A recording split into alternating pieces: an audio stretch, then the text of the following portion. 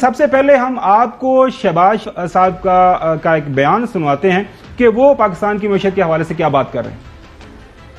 IMF के साथ एक मुआहदा हुआ था, उसकी पासदारी नहीं की गई थी और उसको बुरी तरह उसकी धज्जियां बखेरी गई थी। तो IMF ने हमें आड़े हाथों लिया और नाक से लकीरें निकलवाई। वो कह रहे हैं कि जो साबिका हुकूमत डील करके गई थी उसकी वजह से हमारे नाक के जरिए से लकीरें निकलवाई जा रही हैं। इसके बाद वो कह रहे हैं कि गैस जो महंगी होनी जा रही है वो भी सुन लें। मैं पिछले 4 दिन से लगा हुआ हूं कि हमें सर्दियों में गैस कहां से मिलेगी। इतनी महंगी गैस पहुंच चुकी। जब गैस सस्ती तरीन थी और ज्यादा देर की बात नहीं, 3 सेंट्स पे स्पॉट पे मिल रही थी गैस और 5-6 सेंट पे लॉन्ग टर्म एग्रीमेंट था उसका। हम सोए रहे। जी तरीन साहब, आपके ऊपर बड़े शदीद किस्म के इल्जामात लगा रही है मौजूदा हुकूमत और वो भी प्राइम मिनिस्टर से डायरेक्ट जो है इल्जामात लगाए जा रहे हैं, क्या कहेंगे आप? देखिए जी, ये इल्जामात तो इन्होंने जैसे ही इन्होंने हुकूमत संभाली थी उस वक्त से लगाने शुरू कर दिए थे और पहले कहा कि जी IMF के जी आपने जी उसको जो एग्रीमेंट था उसको पामाल किया।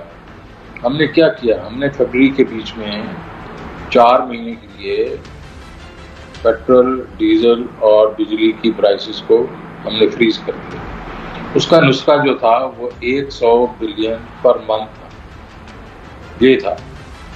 तो उसके बीच में हमने वो जो 400 अरब रुपया था, 466 को भी एग्जैक्ट, उसका हिसाब भी इनको दे दिया था कि यहाँ से हमने कटौती करनी थी और ये पैसे हमने IMF के प्रोग्राम के तहत जो है वो पूरे कर लेने थे। IMF से भी हमारा यही गुफ्तगू हुई। उन्होंने कहा अच्छा कोई बात नहीं, जो 2 चीज़ें हैं, एक आपने कहा प्रोविंसेस से आपने 140 अरब रुपया लेना है, उनसे आप लिखवा के दे दें हमें, और एक आपने कहा था कि हमारे SOEs के डिविडेंड्स पड़े हैं 125 बिलियन, 625 हैं, उसमें से 125 आप दे देंगे, वो भी आप लिखवा दें। बस यही बात थी।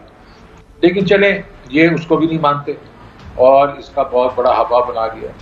तो 100 बिलियन में से जो हम लोगों ने ये जो मैंने बात की 140 और 125, 100 बिलियन हमने कहा था हम अपना PSDP काट देंगे और फिर 100 बिलियन हमें FBR और जो ग्रांट्स देते हैं उसमें से निकाल देंगे। तो 100 बिलियन जो है एक महीने का, अप्रैल का जो था, वो ये PSDP काट लेते और उसके बाद बढ़ा देते ये कीमतें वगैरह।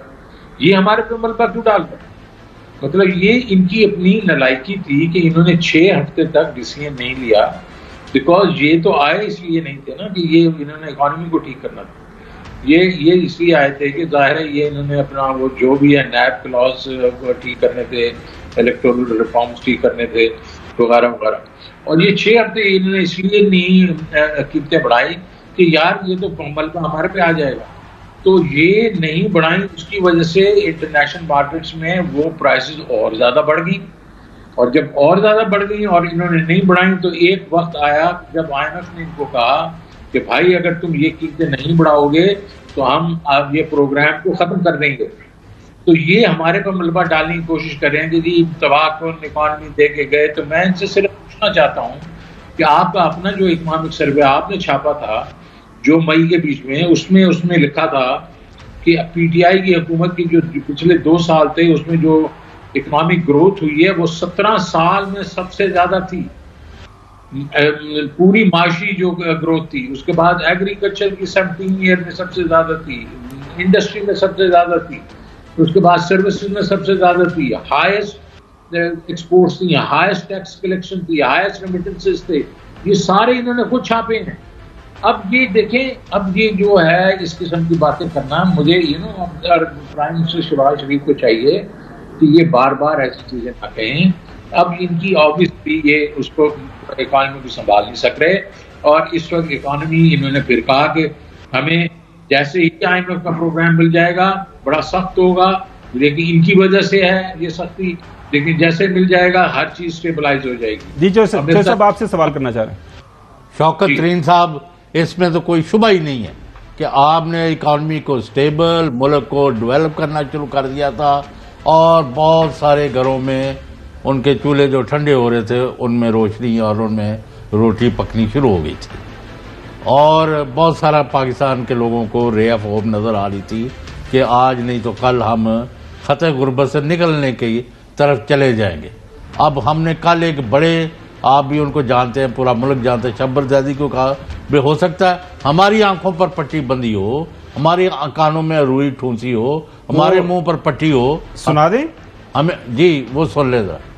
हाँ वो जो, हाँ जी, शब्बर ज़ैदी साहब ने जो फरमाया था कल हमारे प्रोग्राम को सुने तरीन साहब, फिर हमने उनसे ये पूछा कि डॉलर की कीमत कहाँ जाके रुकेगी, इसके ऊपर उनका क्या जवाब था। तरीन साहब ये सुने और आप भी इसके ऊपर कमेंट कर दीजिए। उन्होंने कहा कि नहीं, कुछ नथिंग, कोई मुझे बड़ी अच्छी तरह अंदाजा है कि डॉलर कहाँ पहुंचेगा बाय दिसंबर, मगर मैं वो फिगर आपके सामने देना नहीं चाहता, क्योंकि जब मैं फिगर दे दूंगा तो पाकिस्तान में स्पेकुलेशन शुरू हो जाएगी और शायद वो मेरे मुल्क के अफाद के लिए अच्छी बात नहीं है। तो मैं अगर कोई फिगर देता हूं तो वो अच्छी तो नहीं है, मगर मैं कोई फिगर देना नहीं चाहता। मुझे बिल्कुल अंदाजा है कि ये कहां जाने वाला है।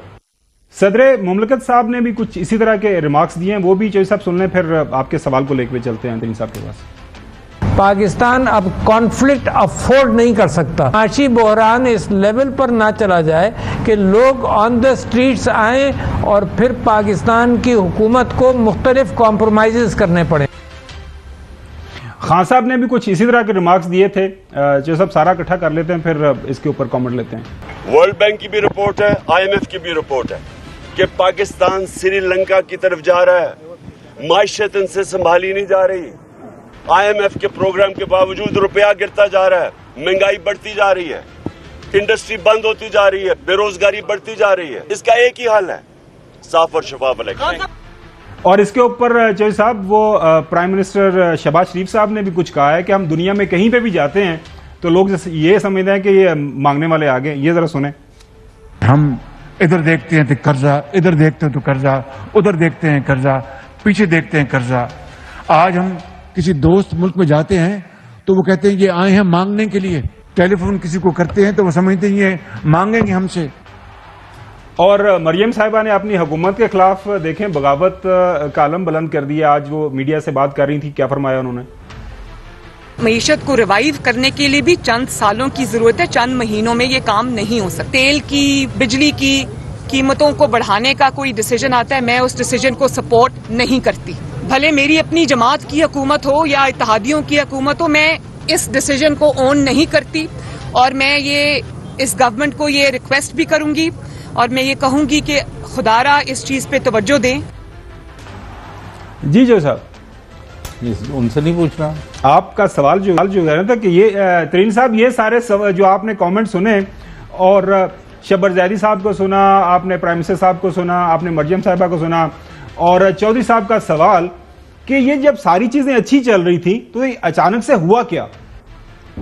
क्योंकि जी देखें, वो तो जो मैंने तो भी से आपसे बात की थी और प्राइम मिनिस्टर ने भी बात की है कि हमने तो जाकर ये कहने की कोशिश की, स्पेशली मैंने तो ये कहा कि पॉलिटिकल अनसर्टेनिटी जो होती है ना, वो इकोनॉमिक इंस्टेबिलिटी को जन्म देती है और वो हमारी जो इकॉनमी है वो अच्छी जा रही है, लेकिन खुदारा इसमें पॉलिटिकल अनसर्टेनिटी ना लेके आए। लेकिन चलें, उन्होंने एक्सपेरिमेंट जो है वो होना था, वो हो गया। अब जो क्या मसला क्या है इसमें, अभी IMF का प्रोग्राम भी साइन हो गया है, उन्होंने पैसे भी दे दिए, $1.17 बिलियन दे दिया उन्होंने, फिर भी क्यों डॉलर जो नहीं संभल रहा। आज 235 पे इंटरबैंक में चला गया, 214 पे चला गया था जब इन्होंने पैसे आए थे। वापस जो है वो देखें आप 20 रुपए बल्कि 21 रुपए और मतलब डिप्रिशिएट कर गया इन 4-5 दिनों में। वजह ये है कि पैसे और कहीं से आ नहीं रहे और लोगों को दिख नहीं रहे।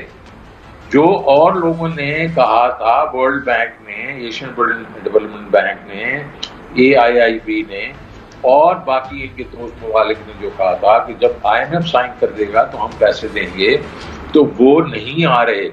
और अब जब मार्केट में लिक्विडिटी नहीं होगी, डॉलर नहीं होगा, और जब वो LC खोलने वाला जाएगा बैंक के पास कि मैंने LC खोलनी है और LC नहीं खुलेगी उसकी, तो पैनिक तो होगा ना। तो इसका मतलब है कि वो कहेंगे यार ये क्या हो रहा है। तो इस वक्त जो मसाइल हैं हमारे, वो एक तो ये है कि लोग ये समझ रहे हैं कि देखें हमारे पास डॉलर नहीं होंगे, और ये तो नहीं है ना कि हमारा इस वक्त जो है करंट अकाउंट सरप्लस पे चल रहा है। हमारा करंट अकाउंट तो डेफिसिट है, जितना मर्जी थोड़ा बहुत हो वो है तो सही।